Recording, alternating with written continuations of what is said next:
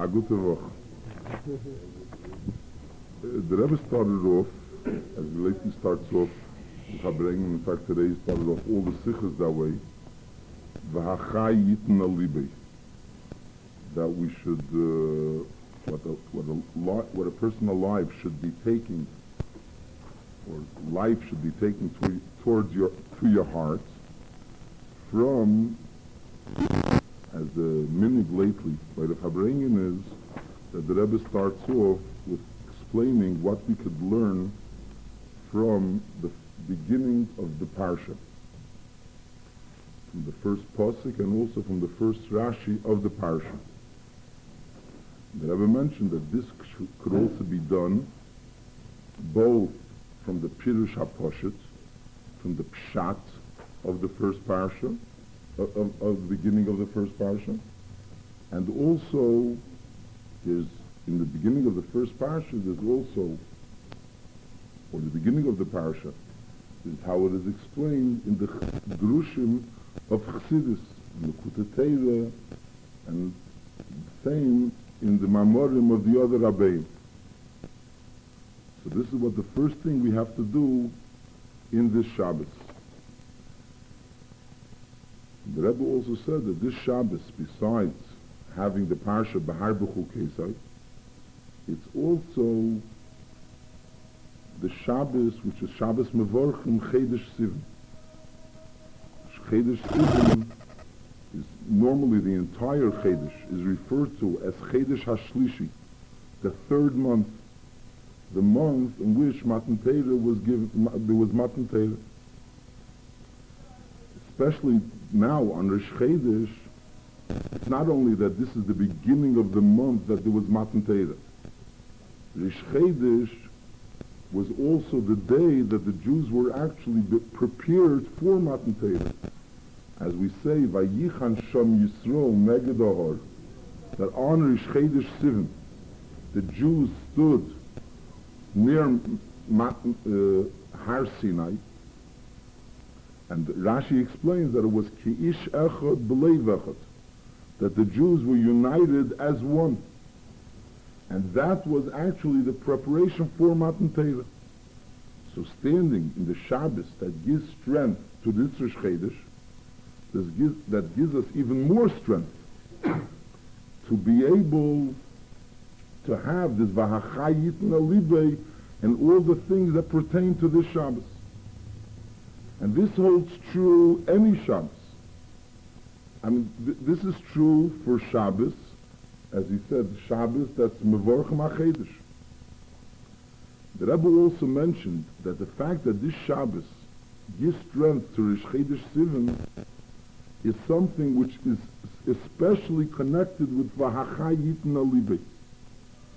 Because we find that we say in davening, Be'er Pnei Melech Chayim. It's a pasuk. Be'er Pnei Melech Chayim. That when there's the light, the air of the face of the Melech, so that gives light. So any time we have, so to speak, a revelation of the Pnei HaMelech, Be'er Pnei Melech, so that gives Chayim. How much more so when we're dealing with preparing ourselves for Matan Torah, that Matan Torah, not only there was an air Pnei Melech. It says in Tanya, in Pedik Lamed Vav, that the ultimate, the goal of the creation of the entire world was when Mashiach will come, and then there will be a revelation of godliness to such an extent that we will actually be able to see godliness. As it says, V'hoyu einecha reyes esmirecha, that your eyes will be able to see your teacher, which means you'll be able to actually see godliness.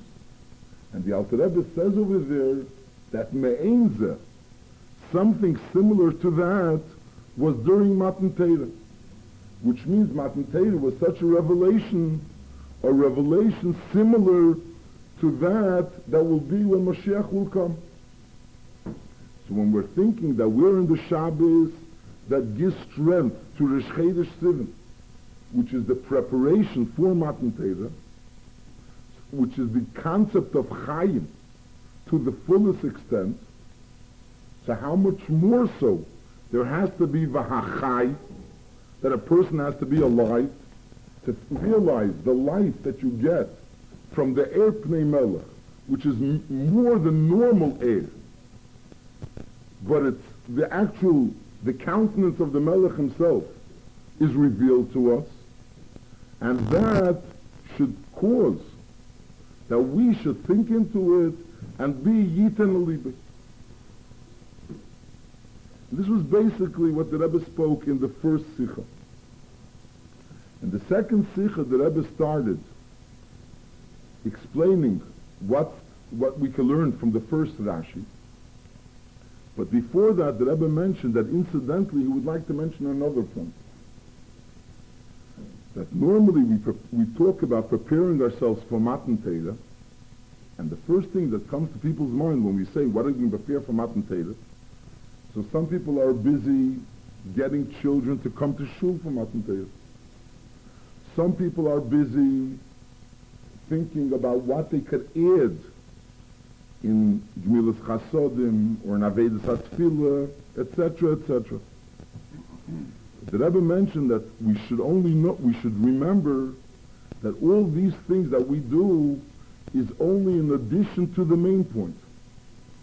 The main point of preparing of Matan Torah is that we should prepare, that we should be able to accept the Torah.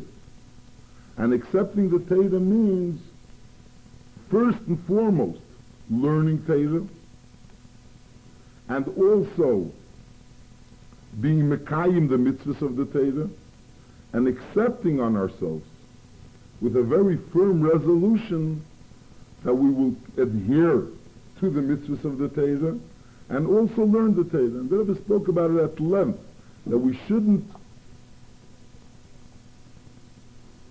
miss the main point of Matan Torah and substitute it for additions.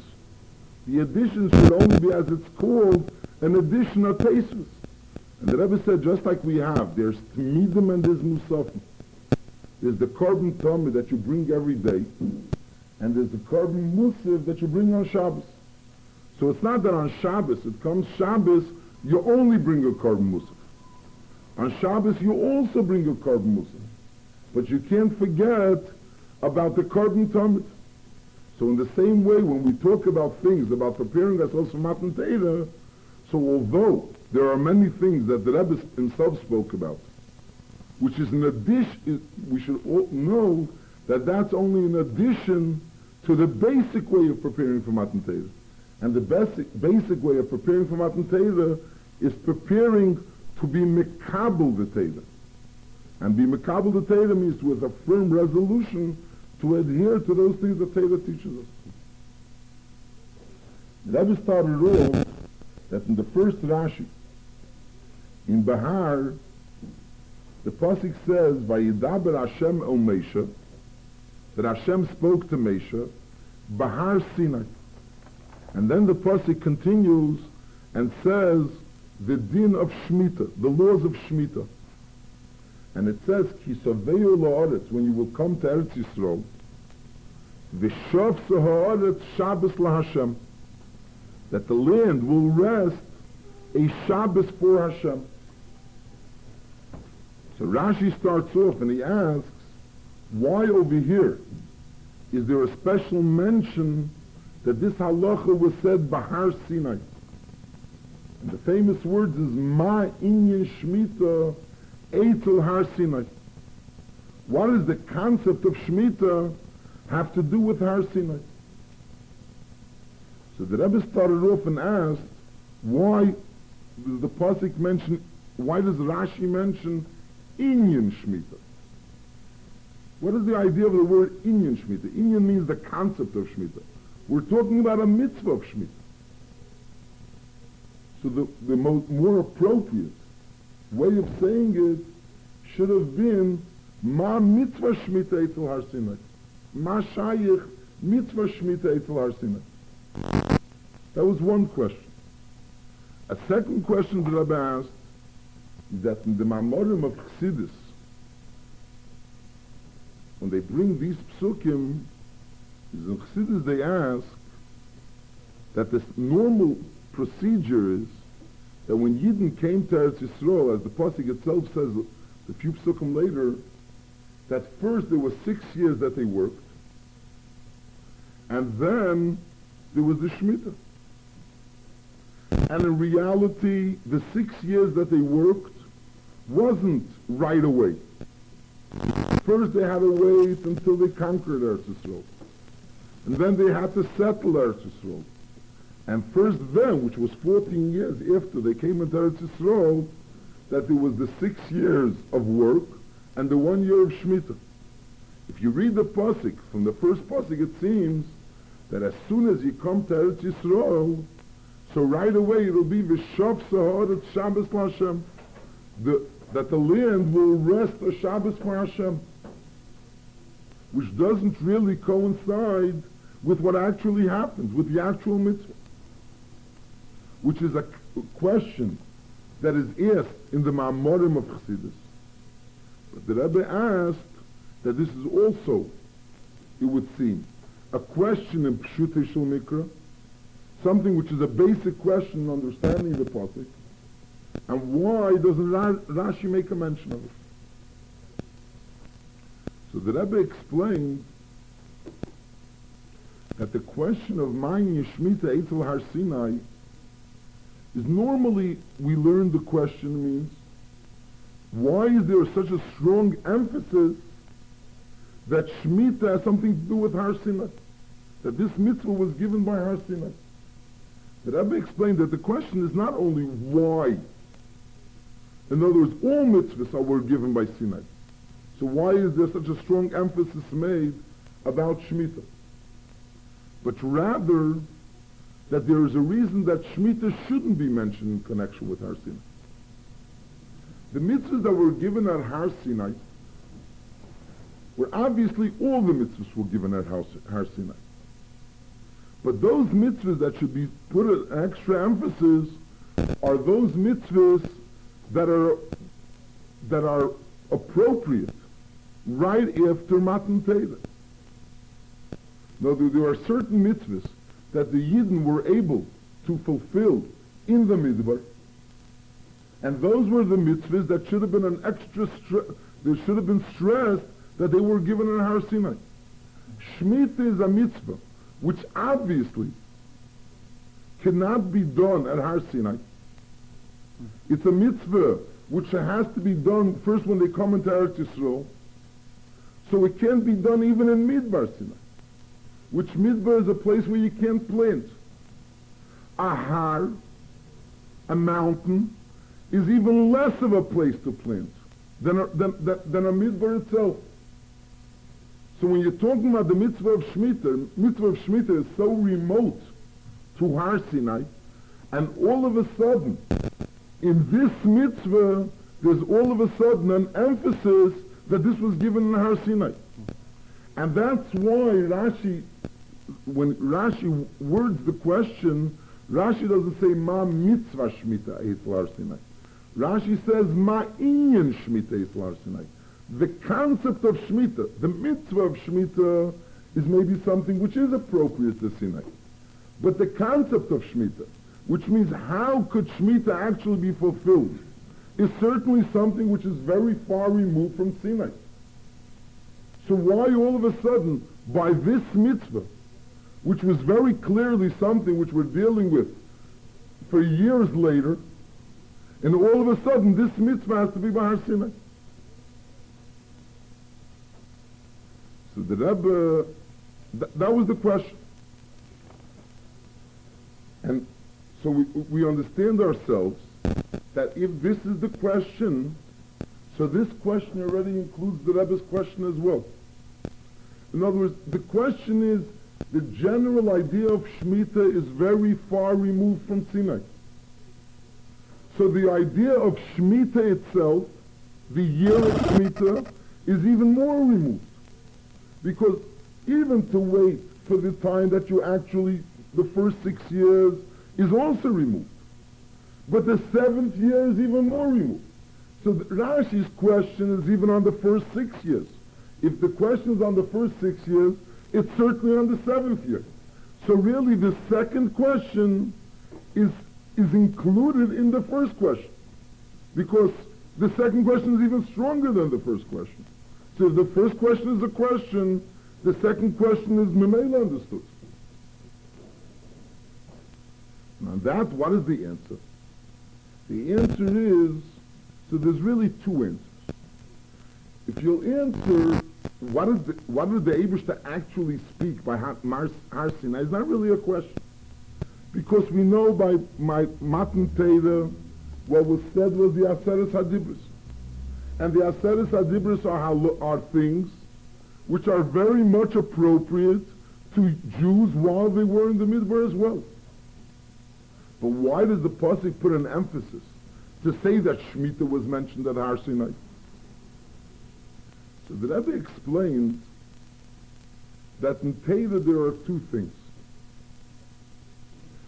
There's Torah, the way the Eibishter gave the Torah, and there's Torah, the way a Jew takes the Torah. There's two levels of Torah.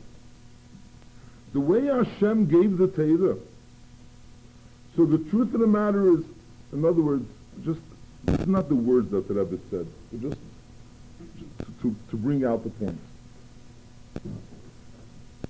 Torah in itself is not a set of rules that was put there because there is a world.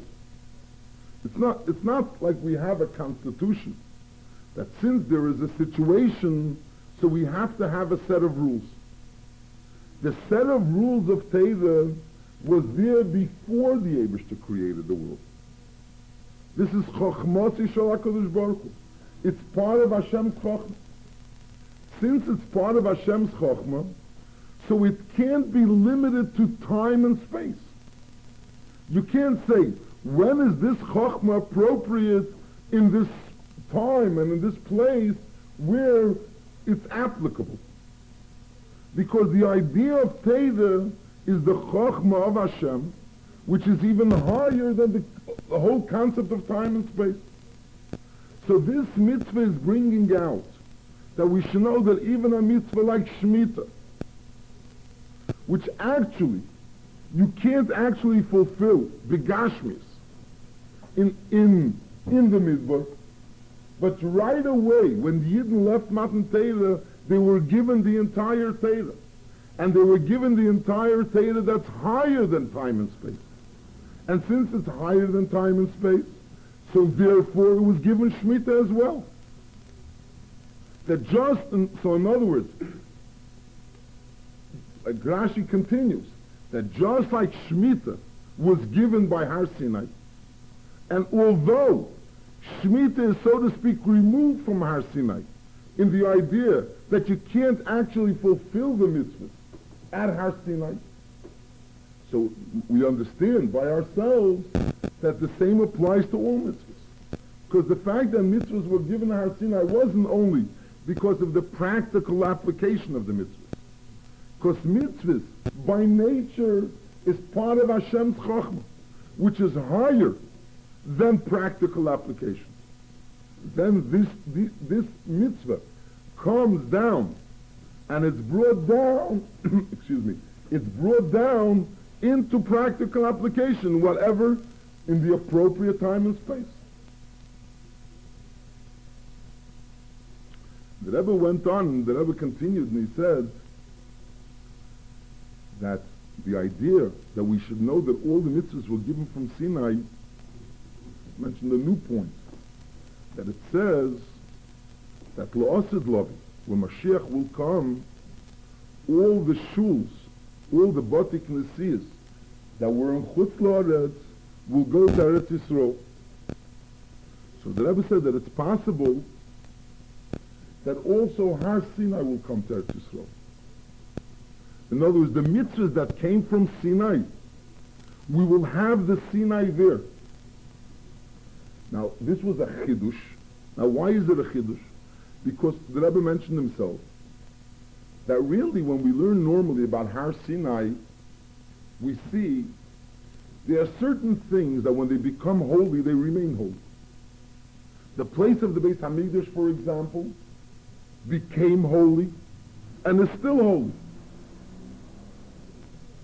Har Sinai, on the other hand, the Pasuk clearly tells us that as soon as Matan Torah was over, Har Sinai no longer had holiness. And everything was allowed to go on Mount and Har Sinai. Even animals were permitted to go on Har Sinai. So in other words, so to speak, the holiness of Har Sinai left with the end of Matan Torah. So to say that Har Sinai will come along, when Mashiach will come, it will come along to Eretz Yisrael, is, what is Har Sinai now? But the Rebbe still said that since once there was Matan Torah on Har Sinai, so we have a klal, a rule, that Kedusha leizozim im kema. That the Kedusha, if the Kedusha was on a place, it never leaves. So since Har Sinai was used for Matan Torah, so al pisvara, it's appropriate to say that Har Sinai will eventually also come. The Rebbe said the same holds true when you have a shul. So sometimes you have a shul, a Mashiach will come, who will still be functioning as a shul.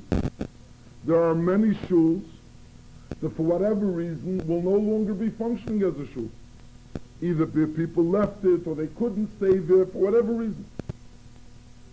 So the Rebbe said, Al Pi Svara, since this place was once used as a shul, so this place will also eventually have its aliyah.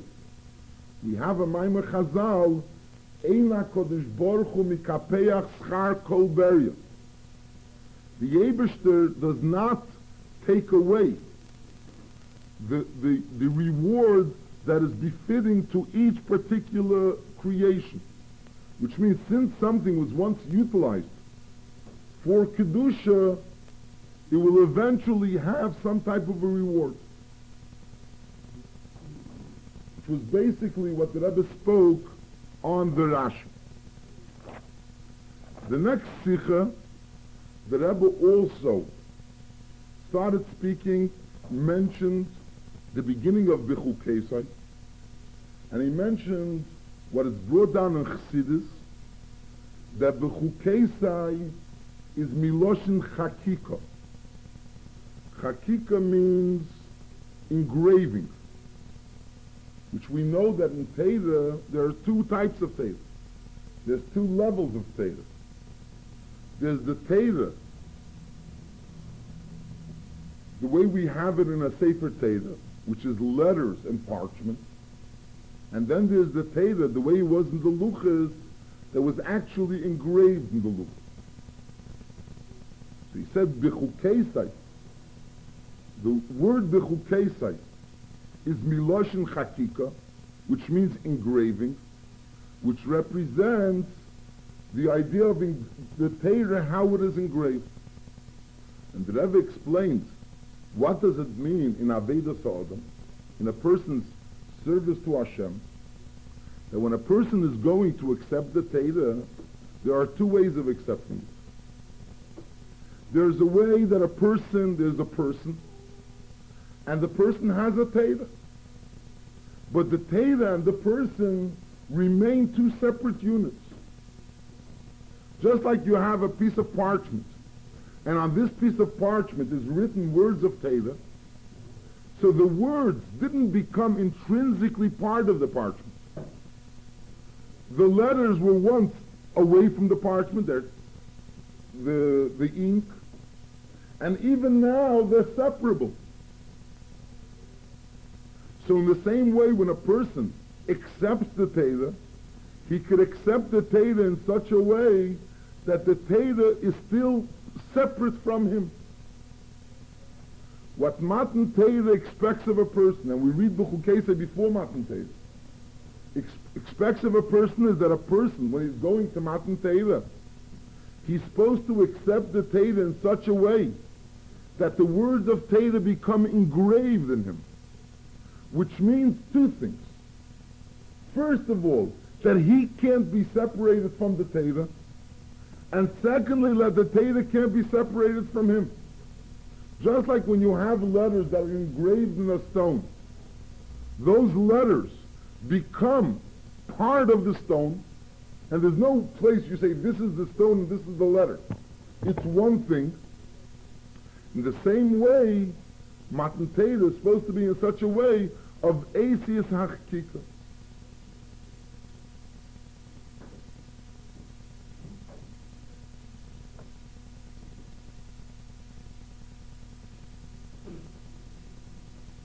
The Rebbe also mentioned that the Rebbe started explaining the Likutei Levi Yitzchak on Zeyar, which brings over there that there's the letter Hey. Really, it's brought down, the Likutei Levi Yitzchak is brought down, there's a word Chukah, which has three letters, a Ches, a Kuf, and a Hey. Now, all three letters, Ches, Kuf, and Hey, have three sides to it. There's the top, and there's the right-hand side, and there's the left-hand side.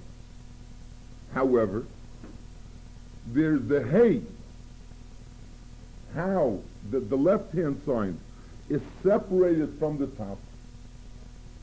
And then there's the Ches, where the left-hand line is connected to the top. And then there's the Kuf, where the left-hand line is not connected to the top, and it goes lower than the line. It becomes longer than the line. So there are three similar letters, but still there's a Hey that could be a Ches, and there's a Hey that could come out to be a Kuf. The Rebbe asked, why do we start with the Hey? Because we're starting as if there's a Hey, and the Hey could either become a Ches or the Hey could become a Kuf. Why do we start with the Hey? The Rebbe explained how it is in Avedas Hashem that Hey represents Malchus, Sfiras HaMalchus. As we find in the letters of Shem Havaya, that the letters of Shem Havaya is Yud Kei, Vav Kei. So the last Hey of Shem Havaya represents the Midas HaMalchus of Hashem, which really refers to the concept of Hashem creating the world. We find another pasuk. The pasuk says, Ki b'koah Hashem, Ki b'yud kei Hashem, Surilam, which means that Hashem created the world with a Yud and with a Hey. With the Yud, he created Elam Haba, and with the Hey, he created Elam Hazah, which coincides with the idea that a Hey is Malchus, because the concept of creation comes from Malchus, as we all learned. So a Hey represents the creation of this world. In the creation of this world, when Hashem created the world, in this world there are three levels. There is Machshava, there is Dibur, and there is Maisa. Which means, you say about a person, there's the person's thought, and his speech, and his Maisa. So his thought and his speech are connected with him. Speech is normally connected with his thought. Mice, on the other hand, is something which becomes separated from the person. For example, a person could think something and say something and really influence someone else to do the mice for him. In other words, the mice doesn't necessarily have to be done by him himself. Mice is the concept of hafroda, that it's separated from the person. So when we have the three lines of a Hey, so that represents Machshava, the top line. The right-hand line represents Dibur. The left-hand line represents Maisa. Why is the left-hand line not connected to the top line? Because the left-hand line is not connected. Because Maisa is separated from a person. And since Maisa is separated from the person, so therefore it is represented in the letter by the idea that it's not connected. Which is also the concept of Elam Hazeh. Elam Hazeh is something which this world, we don't see the connection. We don't see the connection between ourselves and Hashem. What could a person do with this hay? There are two options. From this hay we could make a ches, which means that we take this part that's not connected, that's not visibly connected, and we make the connection. So we transform it from a hay into a ches, which means we have the keach hamaisa, and the keach hamaisa becomes connected to the keach hamachshava and dibur. A person has bchira. Re'ei nosati lefanecha es achayim ves atei ves hamovis ves hara. A person has freedom of choice.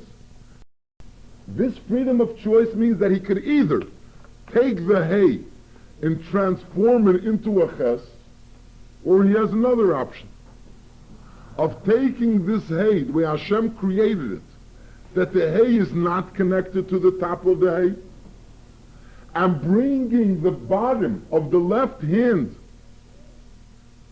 line lower than the line. What does lower than the line mean? That not only that it's separated, but it went lower and lower, which brings out the concept of klipa. So the eis kuf means taking this hay, which was created as being separated, and you have the option to either connect it or to bring it lower than the line. Most letters are in the line. And even those letters that are partially out of the line, when you write a Sefer Torah, there are lines. So a kuf is partially out of the line. A lamed is also partially out of the line. But over there it's partially out of the line on top of the line, which means it goes even higher than the line. Going lower than the line represents coming down into klipa. And the Aveda is to make from a hay a ches, and to make sure that this hay shouldn't become a kuf. That's what the Rabbi explained, the limud from the Zayar. The Rabbi also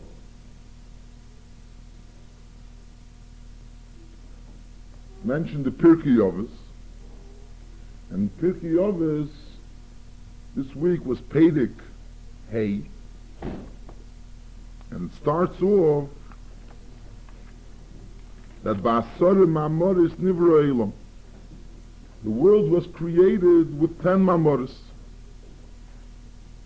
And the Mishnah continues, Umat Talmud Leimer. Why do we have to know that it was created by Ba'asara Mamoris? V'halei b'maimer echad yochel le'ibadas. The world could have been created with one maimer, Elo. And the Mishnah continues that why was it created with 10 rather than with 1? Because the Eibishter wanted to pay back the Rishoim. In other words, to give punishment to the Rishoim that destroy the world that was created with 10 mamoros, and also to give schar to tzaddikim that give sustenance to the world that was created with 10 mamoros. So the Rebbe asked, why do we need the words Umat Talmud Leimer? In other words, the Mishnah could have been written simply Ba'asare Mamoris Nivra Elam, The world was created with 10 mamoros. So the question is, why 10? V'alei b'maimer echad yochel lihibaris? Elo. Why does the Pasuk have to say, why does the Mishnah mention Umat Talmud Leimer? What does that add? The Rebbe also asked, what's the idea of Lihipot? In other words, when you say that the world was created with 10 as opposed to 1, normally you would think the Eibush that everyone knows is Teva Tev Le'etiv, is the epitome of good. So the first idea was to give schar to tzaddikim. To say the reason why he created with 10 as opposed to 1 is to lihipora min harishoim. In other words, to give a punishment to the Rasha. That's why it was created with 10. And that is the first intention. So the Rebbe said it needs an explanation. So the Rebbe explains that when a person learns Ba'asarim Amoris Nivra Elam, so the world was created with 10. Why was it created with 10? It could have been created with 1. Not necessarily you have to know why. Not necessarily you have to know why. Who says you have to know why? The question is, Ma Talmud Leimer. Since we're learning in Torah, and we see that the Torah tells us it was created with 10, so there's definitely a limut.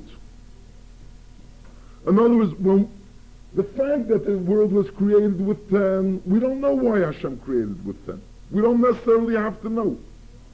But if it's Talmud Leimer, if the Pasuk tells us that it was created with 10, it must be that there's an intention with the Pasuk. In other words, when a person asks a question, the question should be, since the Torah told us this, and this is the way a person is supposed to learn, that if the Torah told us something, there is definitely a limud that we're supposed to learn out. And if there is a limud, tzama talmud leimer, what is the limud? And then the Mishnah continues. What is the limud? That the reason why Hashem told us that the world was created with 10 is in order to save, to give people the realization of the importance of the world, and therefore people, when they'll deal with the world, they'll realize that they're dealing with a world that the Eibishter spent 10 mamoros in creating it. Now, what are we trying to gain? So the first gain is that we're trying to make sure that bad shouldn't be done. There's sur meirav asei tev.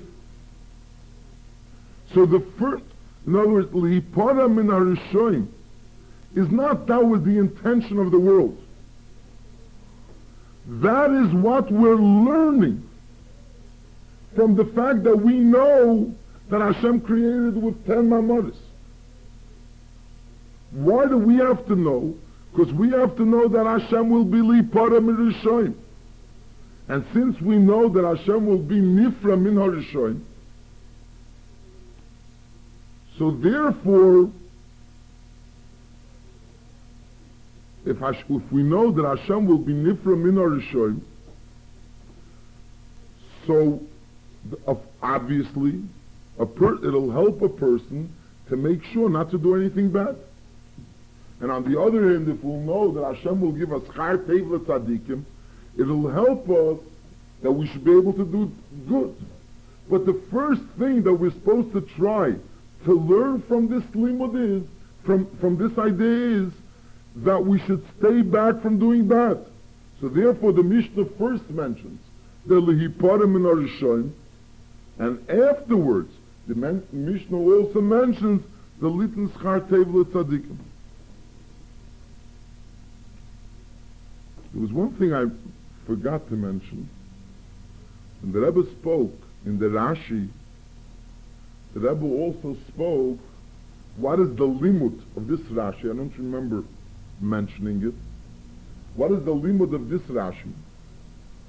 Which is the idea that Torah is higher than Zman. The Rebbe said it's an interesting limud, that when a person meets a Jew, so there's two ways of looking at it. You're trying to help him and bring him closer to Torah. There's one way of saying, I will speak to him only about those things that are appropriate at this point in time. Why talk to him about something that may mean something to him in 7 years from now? I have to, in 7 years I'll discuss it with him. So first of all, the Rebbe said, how do you know you'll meet him in the next 7 years? How are you so sure that you'll meet him in the next 7 years? But secondly, Torah is higher than time. And since Torah is higher than time, so when you're dealing with the person, in other words, the actual fulfillment of the mitzvah may be done at a certain point in time. But you're discussing the mitzvah, and your involvement of the mitzvah shouldn't be limited to a certain point in time. And therefore, although the actual Shemitah will be fulfilled 7 years, in other words, after 6 years of working, but as soon as we start learning the parasha, we tell us, V'shav Saharat Shabbos LaHashem, that we'll have a mitzvah of Shemitah. The Rebbe mentioned at the end of the Farbrengen, so I reminded myself, at the end of the Farbrengen, the Rebbe mentioned that this week there's a convention of Neshei.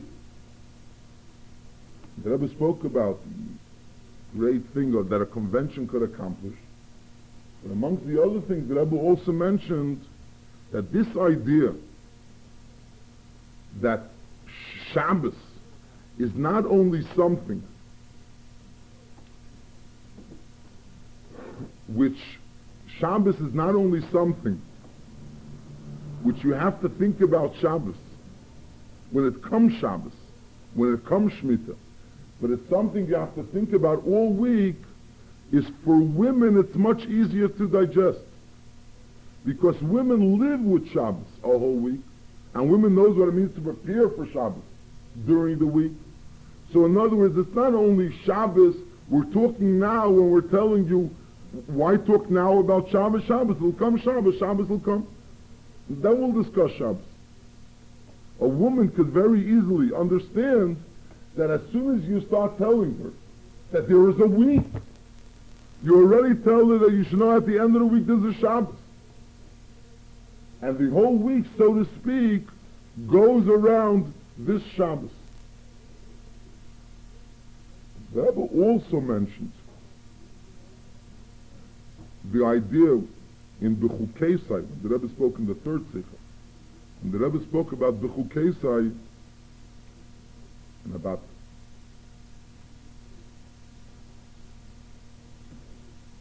remember when the Rebbe was speaking about Behar-Bechukosai, what we learn out of Behar-Bechukosai, that we're supposed to accept the Torah in a way that the Torah becomes engraved in us. The Rebbe also mentioned that this is similar to the level of Rab Shimon Bar Yochai. That Rab Shimon Bar Yochai was Teirasei Umnasei. The Rebbe mentioned also that when a person thinks about Rab Shimon Bar Yochai and he thinks about Teirasei Umnasei, the question is, what connection do we have to Teirasei Umnasei? Which means that Teirah, this is our umnus. The Rebbe mentioned that a person could sit down and think, during the Farbrengen he mentioned, that a person could sit down and think for a few minutes about what will happen when Mashiach will come, and what the world will look like when Mashiach will come. And those few minutes that he is involved in thinking about how the world will look like when Mashiach will come, so he, so to speak, puts himself in a different world. He puts himself in the world of Teirasei Umnasei, which is the idea when Mashiach will come. People won't be interested in anything else. The only thing that will involve everyone is only Torah, which is similar to the level of Rav Shimon Bar Yochai, as it was before Mashiach came, that he was already then in the level of Tirasi Nasi. So that could give that person that elevation of sitting down for a few moments and thinking and getting involved in this thought. And those few moments won't only help for those few moments in itself. We see that when a person has a certain simcha on a certain day, so it's not only those few minutes or those few hours that he's involved in this simcha, it has an effect for those few minutes. But the entire day is changed because this was a day that he had a certain simcha. If a person will have a few minutes a day, that he will, so to speak, be elevated from the mundane, from the normal of this world, and he'll put himself, so to speak, in thought, in Yemei HaMoshiach, that will not only elevate those few moments, but it will also elevate his entire day. The Rebbe also spoke, a gute Woche. How did you end up with